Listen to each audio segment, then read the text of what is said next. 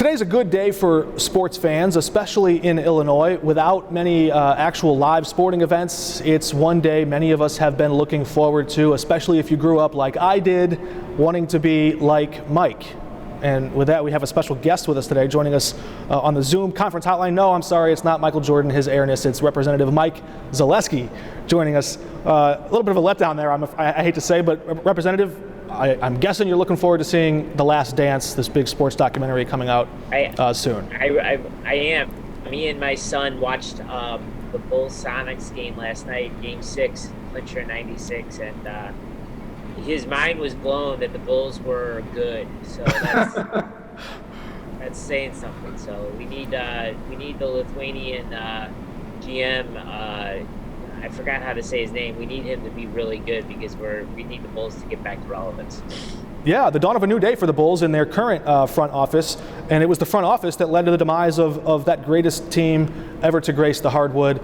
But look, this was something that I think is new life to a lot of sports fans, people looking for a distraction to have this docuseries come out. It's on another channel down the dial.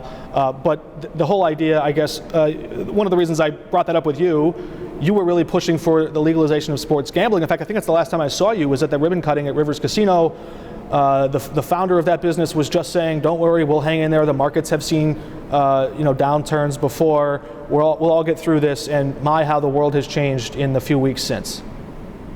Yeah, no doubt about it. I remember that Monday was the first Monday people were like, "Hey, this is not going to be as simple as 15 cases down to 0." And we were all kind of social distancing. We were a little nervous about coughs and sneezes and fist bumps, and yeah, it's not been great since then. So yeah, it seems like forever ago, to be honest with you. Yeah, we saw in the Governor's Office of Management and Budget just earlier this week, Governor Pritzker's office putting out new revised numbers. And I know that you work closely with the budget process in the House. The legislature hasn't been in now for several weeks. I've almost lost count. But going back now, you haven't really been able to go through the committee process. You haven't been able to vet numbers and listen to different stakeholders and agencies all asking for and bargaining for how much of a slice of the budget they'll get this year.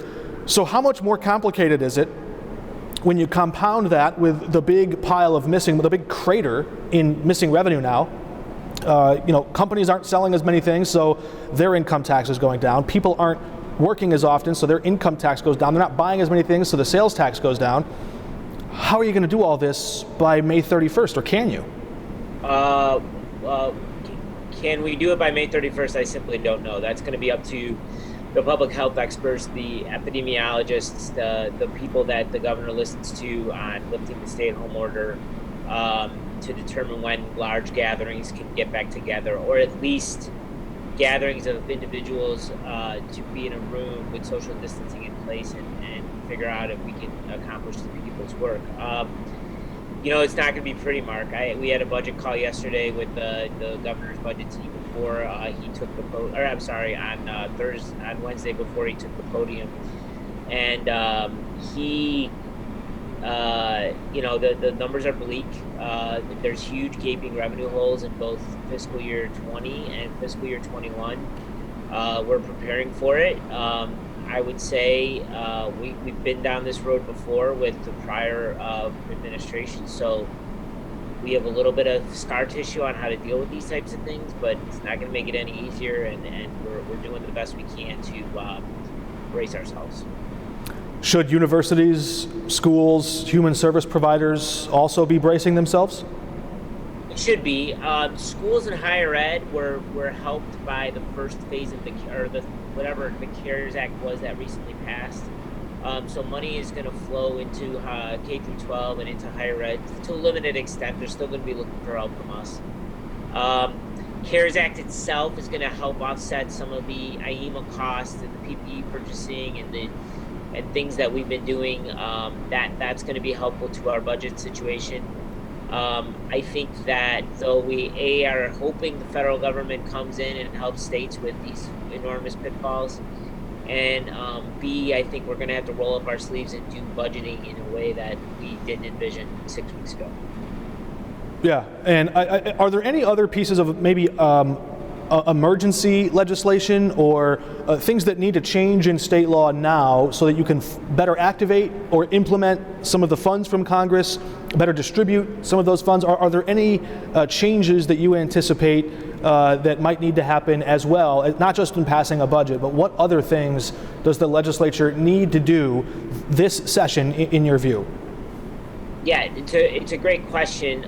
In terms of accessing federal funds, I don't think so. I think the things that have been raised so far is, as the controller no doubt told you, she's being very helpful moving money around to offset some of these costs, the initial costs. But eventually, I think her, Treasurer Ferricks, and the governor's office management and budget are going to need some appropriation authority. They're not going to be able to, move money within the budget as much as they are right now. They're going to want some appropriations authority, which we will have to help them with.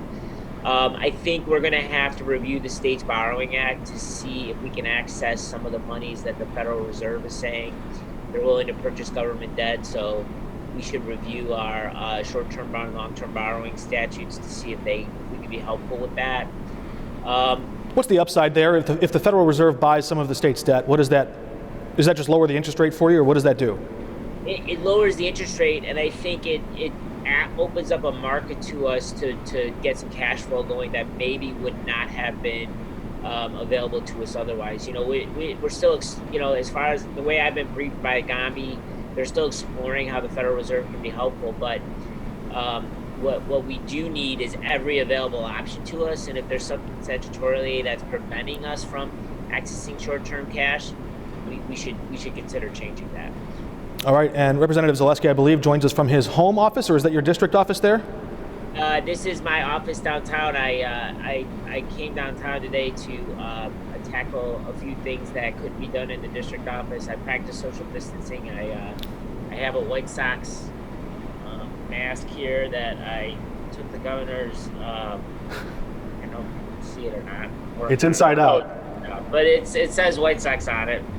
And you're sporting a hat. That's where I was really getting at there. I wonder, can we ask what's underneath there? Because I think I saw online recently that there was an act for charity or to draw awareness. Or yes, the servers and wait staff in my community have been hurt by COVID-19. So in honor of that, I did a Quahog, which I actually don't know if you can see it right now. It's pretty bad. But it's all business in the sides and the back and party on top. We raised a little bit of money. I donated $1,000 to the fund. We want to help everybody. This is a terrible time, but if people can laugh at me and make fun of me, but donate to help people through this difficult time, I'm all good with it. So I will tell you, Mark, it's a trend. A couple other people have texted me pictures of their Quahogs. So I am proud to have started a 3-man trend. I'm excited about it.